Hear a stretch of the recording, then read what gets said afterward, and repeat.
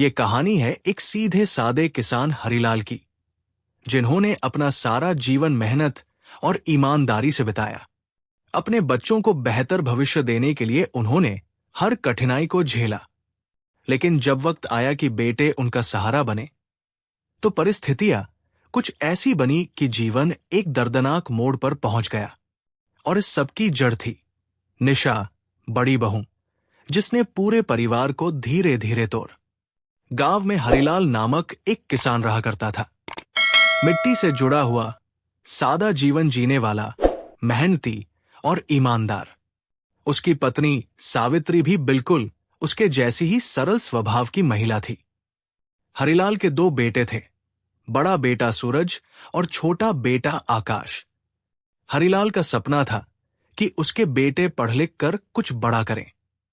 जमीन कम थी, आमदनी सीमित, फिर भी उसने दोनों बेटों की पढ़ाई में कोई कसर नहीं छोड़ी। वो दिन रात खेतों में मेहनत करता और पत्नी घर घर बर्तन धोकर पैसे जोड़ती। सूरज बचपन से ही होशियार था और देशभक्ति उसके रगों में दौड़ती थी।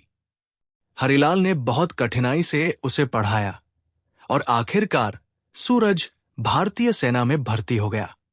परिवार के लिए यह गर्व का क्षण था। गांव में हरिलाल की इज्जत बढ़ गई थी। आकाश भी बड़ा भाई देख देश सेवा से प्रेरित हो गया और फौज की तैयारी में जुट गया। सूरज की नौकरी लगने से घर की आर्थिक स्थिति कुछ बेहतर होने लगी थी। एक दिन सूरज का पुराना दोस्त मोनू, जो गुजरात में नौकरी करता था, दिल्ली आया। उन्होंने मिलकर पुराने दिनों की बातें की। मोनू ने सुझाव दिया कि दिल्ली में टैक्सी का धंधा बहुत चल रहा है। वो बोला, तू मुझे एक टैक्सी दिला दे, मैं चलाऊंगा। किस्तें भी मैं भरूंगा और मुनाफा भी कमाऊंगा। तू मालिक रहेगा, मैं काम करूंगा। सूरज को बात जंच गई। उसने बैंक से 6 लाख रुपए का लोन लिया और एक टैक्सी खरीद ली। शुरुआत में सब सही चला। मोनू टैक्सी चलाता रहा और समय पर किस्तें भरता रहा। लेकिन कुछ महीनों के बाद मोनू ने बहाने बनाने शुरू कर दिए। पैसे कम मिलने लगे, फिर देना बंद कर दिया। एक दिन अचानक उसने कहा, मैं कुछ समय के लिए गांव जा रहा हूं, और फिर कभी वापस नहीं आया। टैक्सी खड़ी हो गई, लोन का ब्याज बढ़ने लगा। सूरज परेशान रहने लगा। हारकर उसने टैक्सी बेच दी, लेकिन पूरी रकम नहीं मिली।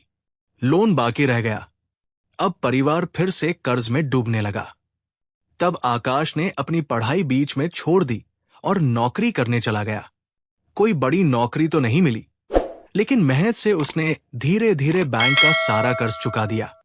हरिलाल को बेटे की कुर्बानी देखकर दुख भी हुआ और गर्व भी। कुछ समय बाद सूरज की शादी निशा नाम की लड़की से हुई।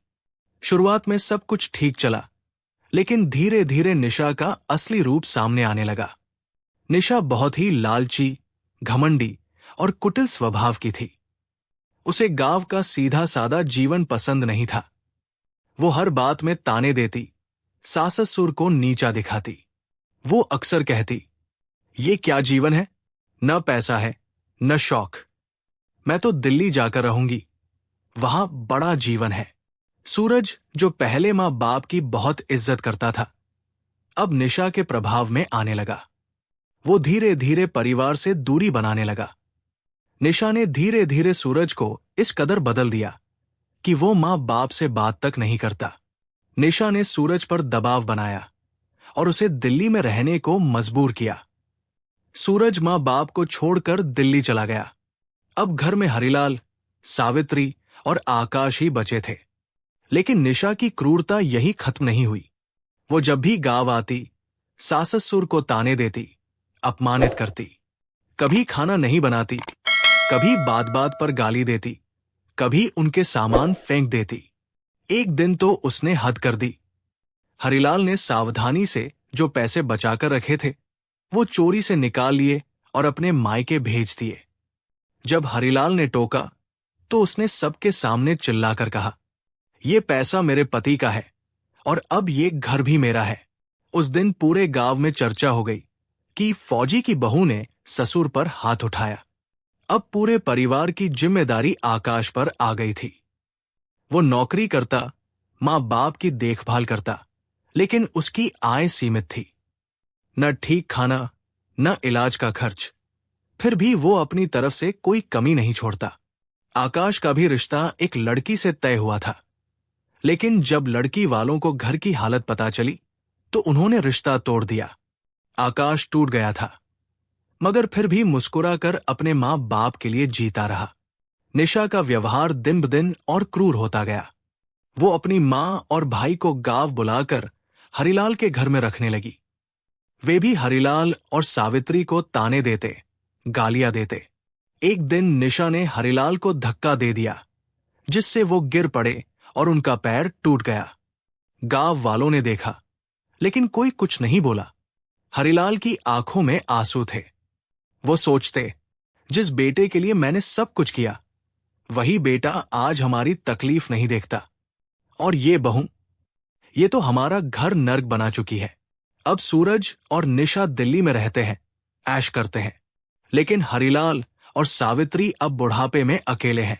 आकाश अब भी खेत में काम करता है, माँ बाप की सेवा करता है।